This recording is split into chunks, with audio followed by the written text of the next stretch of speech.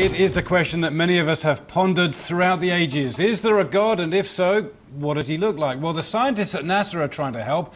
Having released their so-called Eye of God image earlier this year, they've come up with the Hand of God, a snapshot taken by the Chandra X-ray Observatory, orbiting some 580 kilometres above the Earth. Astrophysicist Patrick Slane joins us on the line now from Cambridge, Massachusetts. Patrick, great to have you on the show. This is an incredible image. How on earth did you get it? Well, this is an observation that was taken with the Chandra X-ray Observatory. We point an X-ray camera at this part of the sky and collect the information that is produced from this object that's glowing in X-rays.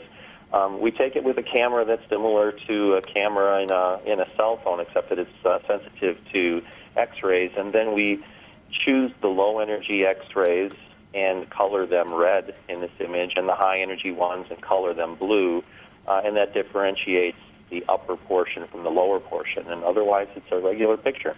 Is it in any way a trick, or was it one of those freak moments? If we took the same picture again, would we get a different result?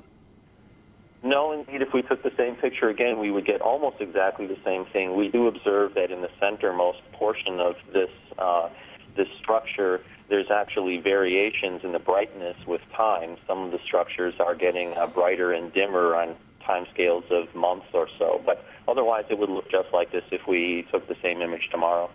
And describe to us the size of the image we're seeing. How big is the hand?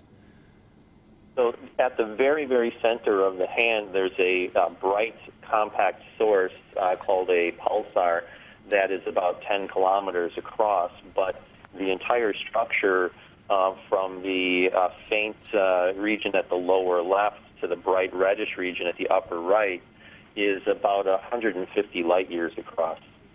Now, this image really does have a certain amount of wow factor. It really does look like a hand. I can see why it's been labelled the Hand of God. You guys, by your very nature, are scientific. When you saw this image, did it make you guys think perhaps a bit differently about life and whether there is a God up there?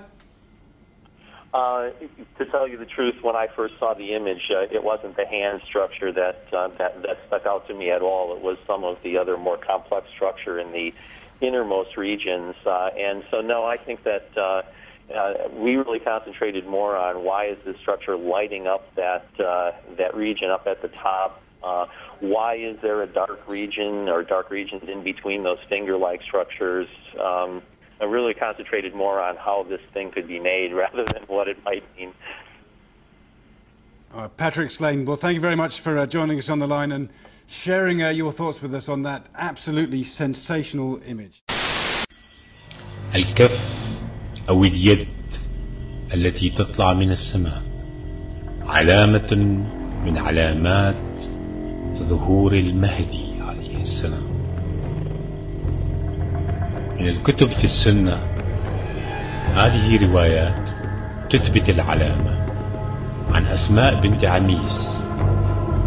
علامة ذلك اليوم أي وقت ظهور المهدي يد تمتد من السماء والناس تدور لتراها.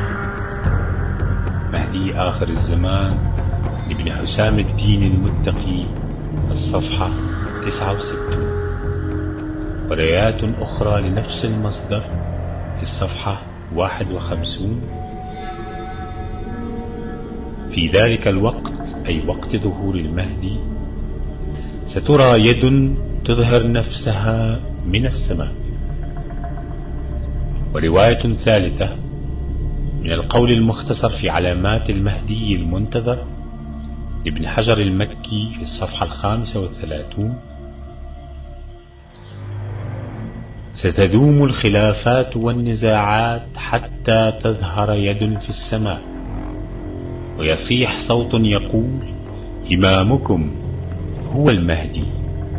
فإشارة ذلك اليوم يد تمتد من السماء والناس ستنظر إليها وتراها.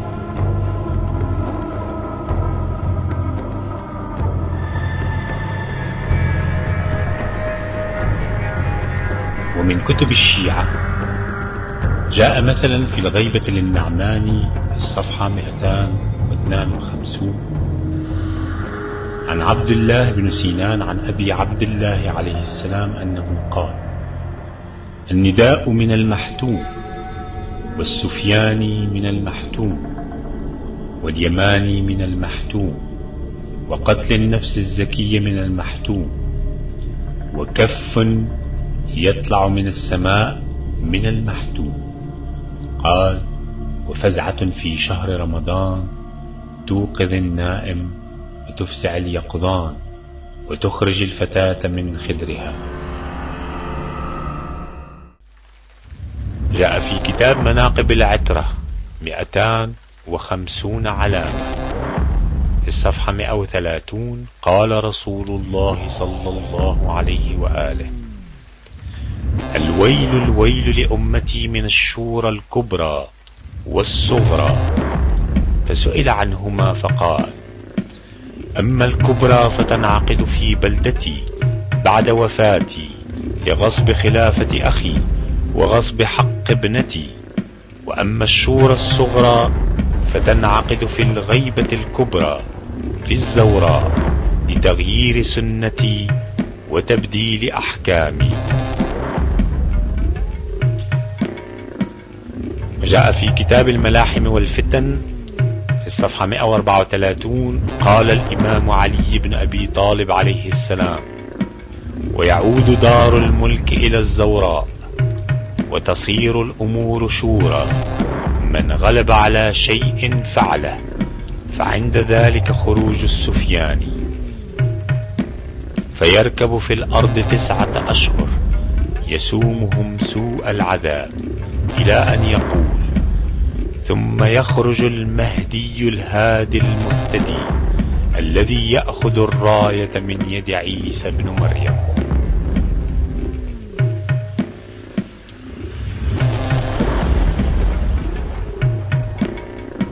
وفي بشارة الإسلام الصفحة 104: قال أمير المؤمنين عليه السلام: إذا صاح الناقوس إلى أن يقول: وعقدت الراية لعمالقة كردان قادة الأكراد وشيوخهم، فتوقعوا ظهور مكلم موسى على الطور.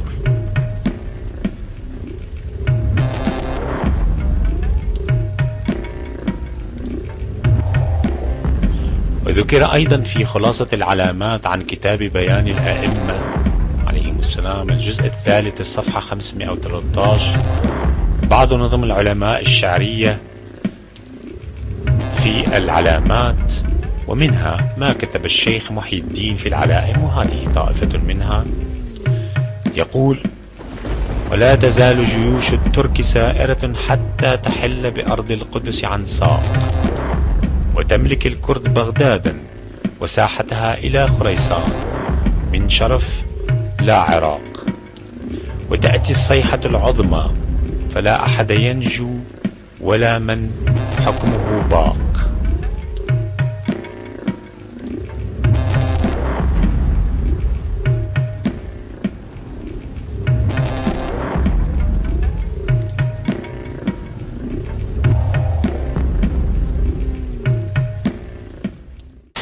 والآن يوجد من الأخبار ما يكفي من أن أمريكا قد أسست منذ عدة سنوات، ربما 10 سنين، ما يسمى بقوات التدخل السريع تحسبا لظهور المهدي عليه السلام وليس لشيء آخر. كما أنها افتعلت، لاحظوا، كما أنها افتعلت حرب الخليج لأجل أن تملأ الخليج بالبوارج الحربية تحسبا لظهور المهدي عليه السلام. We must build on the successes of Desert Storm to give new shape and momentum to this new world order.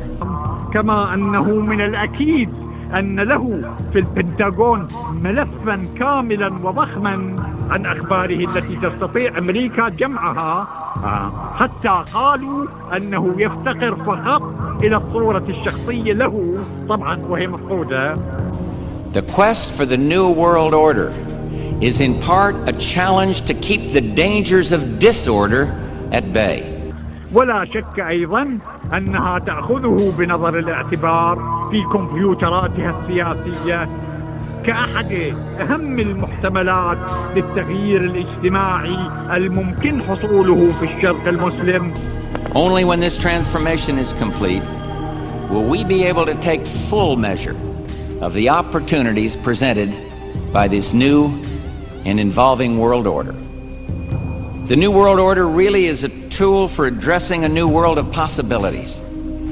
This order gains its mission and shape not just from shared interests, but from shared ideals. طبعا مع التعتيم التام على كل هذه الأمور، وعلى أي حال فيكون من الحكمة الإلهية إخفاء موعد ظهور المهدي وبقاء الموعد غامضا مجهولا منوطا بإذن الله سبحانه وتعالى. الأمر الرابع الإشارة في التوقيع الشريف إلى أن ما جاء في خطاب السيد الصدر قبل قتله رحمة الله عليه هو إخبار أو لنقل تنبؤ بالمخطط الأمريكي لاحتلال العراق قبل سنوات من وقوعه. وقد كشف في خطابه بكل وضوح السبب الحقيقي الذي دفع أمريكا للقيام باجتياح واحتلال العراق فيما بعد. والسبب ليس هو تدمير أسلحة الدمار الشامل والأسلحة النووية، وليس أيضا نشر الديمقراطية في العراق أو الحرية كما يقول السياسيون، ولا أيضا بغرض النفط كما يدعي بعض خصوم أمريكا مثلا، بل بين بأنه تحسبا لظهور المهدي المنتظر عليه السلام. وقال في خطابه أن أمريكا كانت تعرف بظهور الإمام عليه السلام ولديها معلومات أكيدة بهذا الخصوص محفوظة لديها في دوائر البنتاغون، فقط تفتقر إلى صورته. وهذه المعلومات جمعتها استخباراتها وكمبيوتراتها والوسائل التقنية المعلوماتية والاستخباراتية الأمريكية منذ سنين. ولهذا السبب أيضا لمحاربة المهدي يقول السيد الصدر: حشدت أمريكا جيوشها في الخليج وخططت لاحتلال العراق، وفعلا احتلت العراق استعدادا لمواجهة ومحاربة الإمام المهدي عليه السلام ومخططه لإقامة دولة العدل الإلهي التي ستفني حاكمية الناس والدجال الأكبر أمريكا والديمقراطية وتنصيب الناس للناس. وقد بين بوش في مواقف كثيرة أن حربه في العراق كانت بأمر الرب كما يزعم.